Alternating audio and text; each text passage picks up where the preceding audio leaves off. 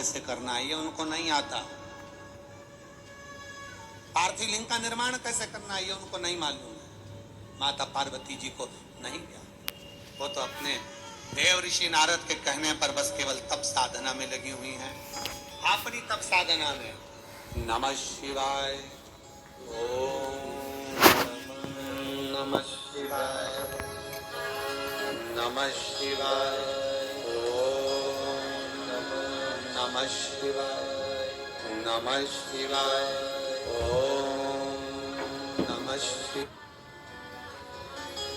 और जब भरोसे के साथ, जब विश्वास के साथ भगवान शंकर के पार्थिव शिवलिंग का पूजन करने की एक भाव हमारे भीतर प्रकट होता है, पार्थिव लिंग के निर्माण।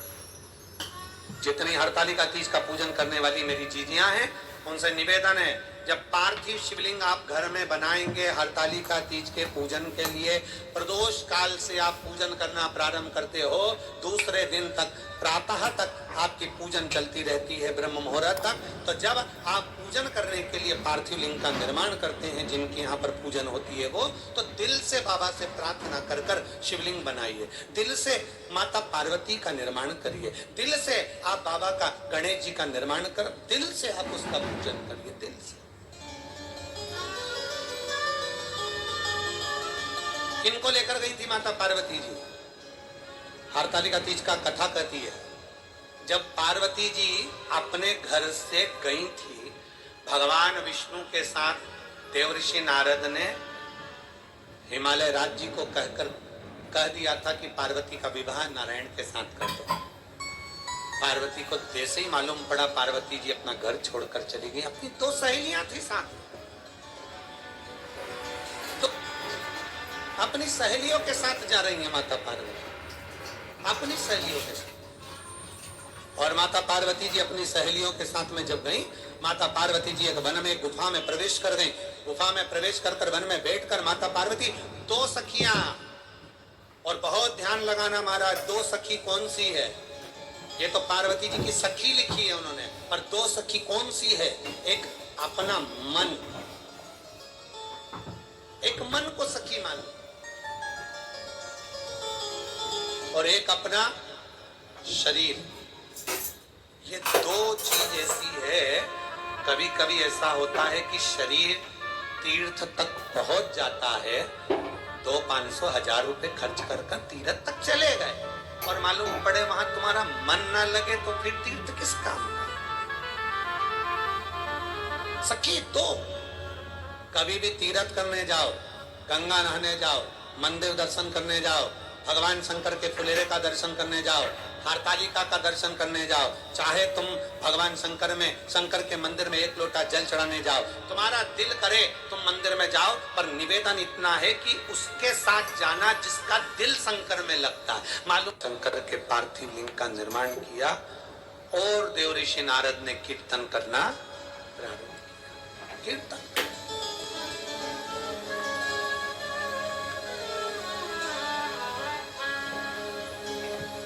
पार्वती जी पहली बार पार्थिव शिवलिंग का निर्माण करी और उसको देखकर स्तुप्त हो गई। उनकी दो सहेलियां उनके साथ में हैं, देख रही हैं, स्तुप्त है, देख रही हैं, बोल कुछ नहीं रही।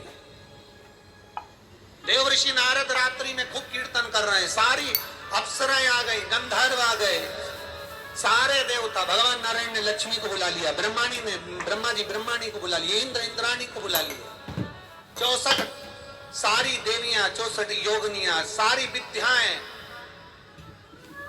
प्रथम शिवलिंग का, पार्थिव लिंग का निर्माण हुआ, तब सारी विद्याएं सम्मुख में आकर कीर्तन कर। इसलिए हरतालिका तीज के दिन मेरी माताएं जब हरतालिका का पूजन प्रदोष काल में पहली पूजन जब कर लेती हैं, करने के बाद जब वो पूजन करने के बाद अपने अपने एक बार के क्रम में कहीं घर जाना है, कहीं कुछ पाना है, कुछ लेना करना है, जो भी उनका क्रम होगा, जैसे वो नियम से करती होंगी, जिस भाव से वो व्रत करती होंगी, जिसके शरीर से जैसा बनता होगा वैसा व्रत वो धारण करती होंगी, कि पहली पूजन करने के बाद कई माताएं कुछ ग्रहण कर लेती हैं, पहली पूजन करने के बाद कुछ माताएं कुछ ले लेती हैं, तो कुछ न कुछ उनके मन में भाव उत्पन्न जैसा होगा, तो पूजन करने के बाद वो भावों से ग्रहण कर फिर पुनः जहां फुलेरा बनता है, जहां पहली पूजन होती है, वो थाली लेकर नहीं जाती, वो थाली वहीं रखती हैं जब पूजन करती हैं हरतालिका वाली, तो वहीं फिर वापिस आ जाती हैं और वापिस आकर भगवान की भक्ति में ऐसी डूबती हैं, रात भर भगवान का कीर्तन करती रहती है, जैसे देवर्षि नारद करना, रात भर कीर्तन होता है, रात भर भजन होता है और खूब भाव से लोग भजन का स्मरण करते हैं। भगवान शिव की कथा पार्वती जी की सखियां देख रही हैं और पार्वती जी स्तुब्ध होकर भगवान शंकर की ओर निहार रही, भगवान शिव की ओर देख रहे, गर्भगान कर रहे हैं, अप्सराएं नृत्य कर रहे हैं। प्रतिदिन पार्वती जी को यह नहीं मालूम था कि आज हस्त नक्षत्र है, भादो का महीना है, तृतीया तिथि है, उनको नहीं मालूम था।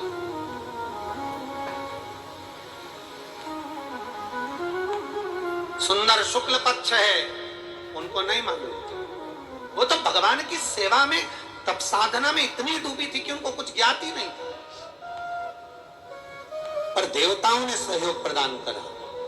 अचानक अगर फुलेरा, अचानक अगर पार्थिव, अचानक अगर आपके घर में बन रहा है, आज भूलवश हरतालिका के दिन भूलवश आप शंकर के शिवालय तक पहुंच गए हो, तो कहीं समझना कि शिव की बड़ी कृपा होगी, शंकर की बड़ी कृपा होगी। मेरे भोलेनाथ ने बड़ी दया कर दी, मेरे शंकर भगवान ने बड़ी करुणा कर दी, मेरे शंकर ने बड़ी कृपा करी है, बड़ी दया करी, मेरे शिव ने बड़ी कृपा करी। और पूजन हुई, क्या चढ़ाए मां पार्वती, सखियां गई, बेलपत्र नहीं, पत्तियां तोड़ कर लिया, पार्वती जी के हाथ में दे दिया, समर्पित कर दिया। 7 वृक्ष की पत्तियां माता पार्वती की सखियां लेकर आई, माता पार्वती जी को दिया, समर्पित कर दिया। तोड़कर जल लाई, पार्वती जी को दिया, जल समर्पित कर दिया। और बड़े भाव से श्रवण कर रही, आनंद के साथ भगवान नारायण, भगवान विष्णु, भगवान नारायण बड़े भाव के साथ में पार्वती जी को भगवान शंकर के पार्थिव लिंग पूजन का महत्व समझा रहे हैं, पार्थिव लिंग पूजन का महत्व समझा रहे हैं। भगवान शिव, देखिए हरतालिका तीज की कथा कहती है कि शंकर पार्वती को यह कथा सुनाते हैं, और शिव महापुराण की कथा करिए, भगवान नारायण माता पार्वती को यह वर्णन कर रहे हैं कि पार्थिव लिंग का महत्व क्या है। जब पार्वती जी भगवान शंकर के करीब में विराजमान हो गई, जब उनकी पत्नी हो गई, अर्धांगिनी हो गई, उनके बाजू में जाकर वाम अंग पर विराजमान हो गई, तब शिव जी ने कहा, पार्वती तुम मुझे कैसे प्राप्त करी हो, तुम्हें मालूम है, तुमने कितना तप साधना करा, तुमने कितना व्रत किया, तुमने क्या करा, ये तो बात की कथा है। पर उसके पहले की कथा यह है कि जब पार्वती जी छोटी अवस्था में थी, पार्वती जी जब बाल्यावस्था में थी, माता पार्वती जी जब बाल्यावस्था में थी, तब भगवान नारायण ने उन्हें पार्थिव लिंग का निर्माण पूजन करना बताया और उसका एक आनंद सुख बताया, एक आनंद। ये आपके ऊपर निर्भर करता है कि आप किस नेत्र से परमात्मा को देखो। का व्रत करने के बाद में जब भगवान शंकर प्राप्त हो जाते हैं, तो गणेश जी रिद्धि सिद्धि सब आ जाते हैं। आज हरतालिका हो जाएगी, कल गणेश जी बैठ जाएंगे। मतलब हरतालिका का, फुलेरे का वो वर्णन है कि रिद्धि सिद्धि और गणेश आते ही हैं, अगर दिल से आपने दर्शन किया और दिल से पूजन करी, दिल से अगर पूजन करी और दिल से आपने दर्शन किया, खूब प्रेम से, खुश होकर, मेरी भारत की, मेरे देश विदेश में बैठी हुई माताएं आज हरतालिका बड़े प्रसन्न होकर, बड़े खुश होकर पूजन करें, बड़े प्रसन्न, मुख उतार कर नहीं, हमने सुबह से कुछ नहीं खाया, पानी भी नहीं पिया, मुंह उतर रहा है, ना ना ना, प्रसन्नता, बहुत प्रसन्नता में शिक्षा। और जब मेरे भोलेनाथ की आराधना पूर्ण होगी, तो भगवान शंकर गणेश जी को लेकर रिद्धि सिद्धि के साथ जरूर आएंगे। कल पूरा देश पूरा विश्व भगवान गणेश जी की मिट्टी की सुंदर स्वरूप अपने अपने घरों में विराजमान करते हैं। हमने पहले भी गणेश जी के लिए आपको वर्णन किया है कि गणेश जी जब बैठते हैं 10 दिन उसके बाद विदा होते हैं, विसर्जन होते हैं। हम गणेश जी को बुलाते हैं रिद्धि सिद्धि के साथ। गणेश जी का जब विसर्जन हो, रिद्धि सिद्धि हमारे घर से नहीं जाना चाहिए। बेटा जाए कमाने पर बहू हमारे घर में रहे, बेटा जाए कहीं पर काम से पर बहुएं घर में रहे, क्योंकि इन बहुओं से तो रौनक है घर की। इसलिए गणेश जी को बिठाते समय जहां गणेश जी बैठे अपने घर में जहां विराजमान करो, 2 बिंदी, एक कंकु की एक हल्दी की, 2 बिंदु 2 बिंदी दीवार पर जहां गणेश जी बैठते हैं, जहां विराजमान करते हैं वहां दीवार पर 2 बिंदी या 2 स्वस्तिक अवश्य बना देना चाहिए। क्यों? क्योंकि अगर गणेश जी विसर्जन भी हो जाएंगे तो वो 2 बिंदी रिद्धि सिद्धि के भाव से हमारे घर में साल भर हमारे यहाँ विराजमान रहे, हमारे यहाँ पर रिद्धि सिद्धि भरी रहे, विराजमान। या तो स्वस्तिक बना दो या 2 बिंदी रख दो हल्दी को। अपन दर्शन करते हैं श्रावण महीने में, अपन 1 लोटा जल देवाधिदेव महादेव को समर्पित करते हैं। सावन के महीने में अपन भगवान शंकर की स्तुति करते हैं। सावन के महीने में अपन भगवान शिव की आराधना करते हैं, भगवान शंकर की अर्चना करते हैं। और भादों के महीने में माँ पार्वती जी की आराधना करते हैं। भादों के महीने में हम माँ पार्वती की आराधना कर रहे हैं, भगवान श्री गणेश जी महाराज की आराधना कर रहे हैं। तो सावन का महीना शिव जी का तो है, पर भादों का जो महीना है वो भगवान शंकर के पूरे परिवार का, पूरे परिवार।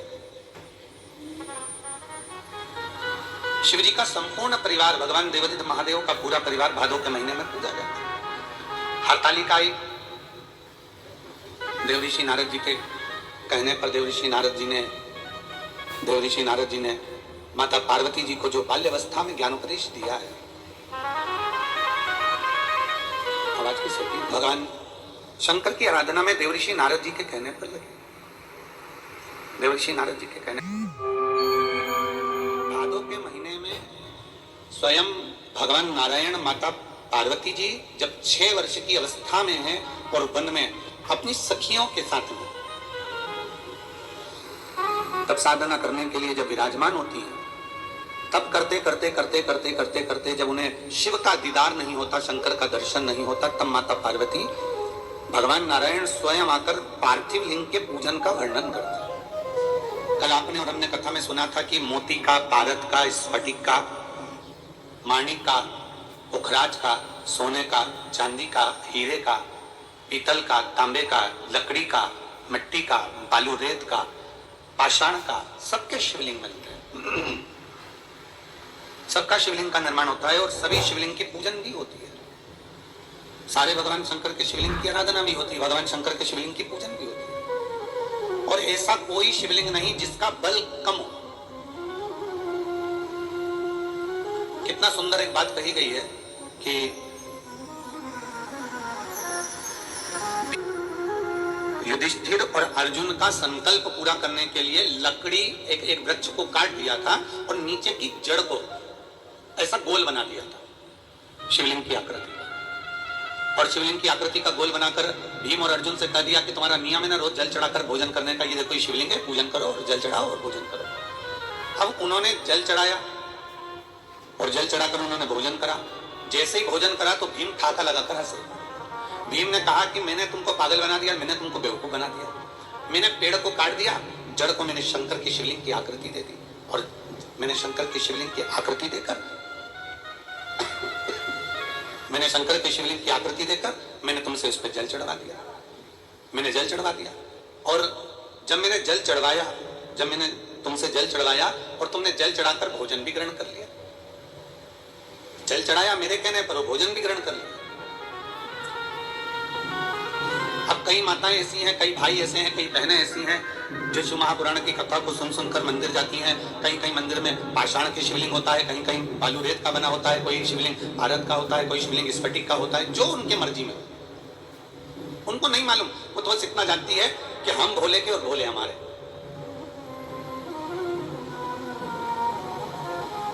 कई कई माताएं कहती हैं गुरुजी हम जिस मंदिर में जल चढ़ाने जाते हैं वहां का जो शिवलिंग है उसकी दिशा पूरब में, कोई कह देता है पश्चिम में है, कोई कह देता है दक्षिण में है, कोई कह देता है उत्तर में है, कोई कहता है हमको मालूम ही नहीं कि हम जिस मंदिर में जल चढ़ा रहे हैं उसकी दिशा किस ओर है। क्या हम मंदिर में जल चढ़ा रहे हैं और भगवान शंकर हमारे जल को स्वीकार कर रहा है? क्यों नहीं करेगा?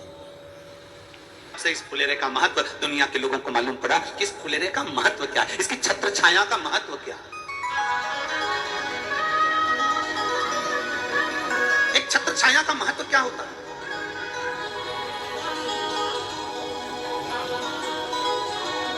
आप लोगों में से किसी ने श्रीमद् भागवत सुनी है?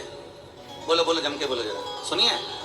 भागवत जी में एक प्रश्न, आराधना कर रहे हो, घर में पूजन कर रहे हो, पर मंदिर जरूर जाओ। क्यों जाओ मंदिर? क्या घर में शंकर जी नहीं है? क्या घर में शिवलिंग नहीं है? हमारे सोसाइटी के मंदिर में क्यों जाए हम? वो तो अभी विराजमान होगा, 2 साल पहले मंदिर बना, 3 साल पहले मंदिर बना, भले कुछ भी हो पर मंदिर तक जाओ। तेरे मंदिर में आना मेरा काम है और मेरी बिगड़ी बनाना तेरा काम है। हम तेरी चौखट तक आ ही गए, मुझे दर्श दिखाना तेरा काम। छत्र की छाया भगवान विष्णु कह रहे हैं, लक्ष्मी जी ये छत्र मैं इसलिए लेकर चल रहा हूं, मेरे लिए नहीं, मैं राजा बलि के लिए लेकर जा रहा हूं। जब वो प्रणाम करेगा, मेरे छत्र की छाया में आ जाएगा, तो जितना उसने मुझे दिया है उतना उसे वापिस मिल जाएगा। और शास्त्र कहता है राजा बलि ने जो दिया था उससे ज्यादा सुतल लोक का निवासी राजा बनाकर भगवान विष्णु ने उसको भी राजा उससे ज्यादा दे दिया। हरतालिका तीज पे मेरी बहनें, हरतालिका तीज पर मेरी जीजियां, और हम तो निवेदन करेंगे कि एक बार दिल से केवल दिखावे से नहीं,